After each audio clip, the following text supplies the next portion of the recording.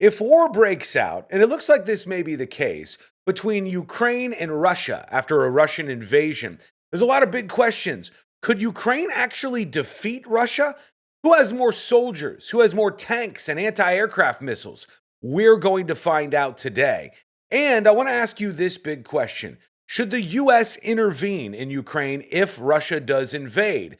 Well, things are looking not so great. Here's National Security Advisor Jake Sullivan saying, "Hey, Americans, you saw what happened in Afghanistan. Get the hell out of Ukraine." We are continuing to reduce the size of our embassy footprint in Kyiv.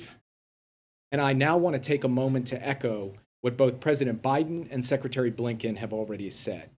We encourage all American citizens who remain in Ukraine to depart immediately. Depart immediately. Well, that doesn't sound great. In fact, the White House says there's a credible prospect Russia could invade Ukraine before we even wrap up the Winter Olympics. This is supposed to be a time when we're all together and all is hunky dory, but maybe not so much because of this. We're going to see the head to head between Russia and Ukraine's military in a second, but this is actually Russia's military.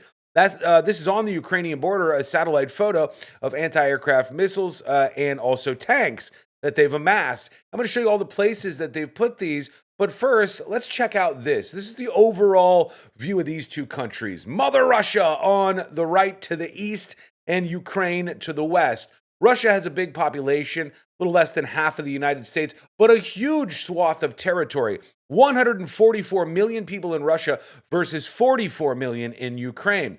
And you can see some of the most spicy areas of this battle are going to be in these separatist-held areas. And of course, Crimea, which was annexed by Russia back in 2014. There's a lot of history between these two countries, and there's a lot to look at when it comes to the head-to-head matchups of the military. Take a look at this. Let me get out of your way so we can walk through this together. Active personnel. Ukraine has 200,000 active duty soldiers to Russia's 900,000.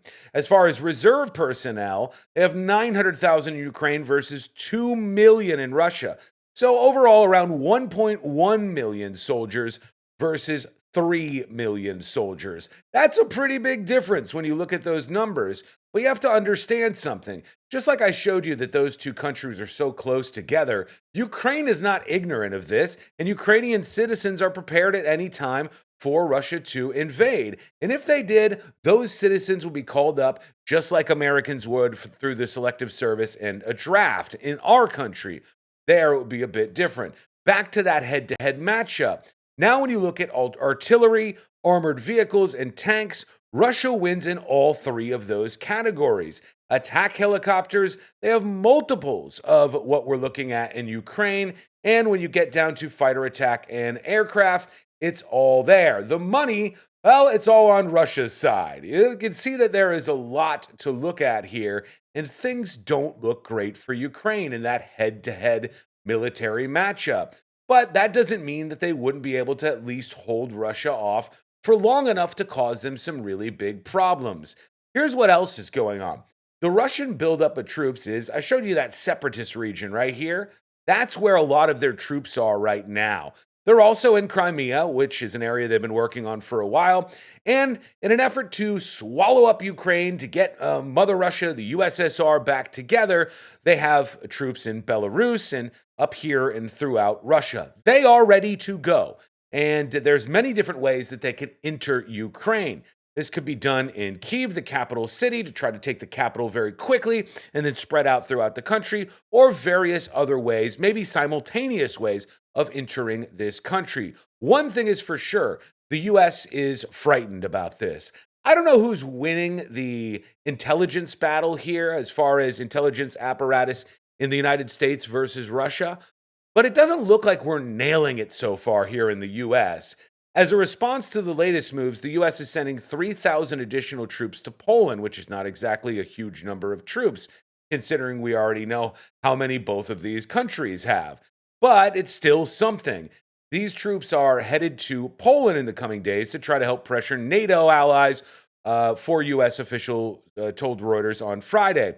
Russia is holding all these military exercises in Belarus and the Russian Sea and all of that good stuff.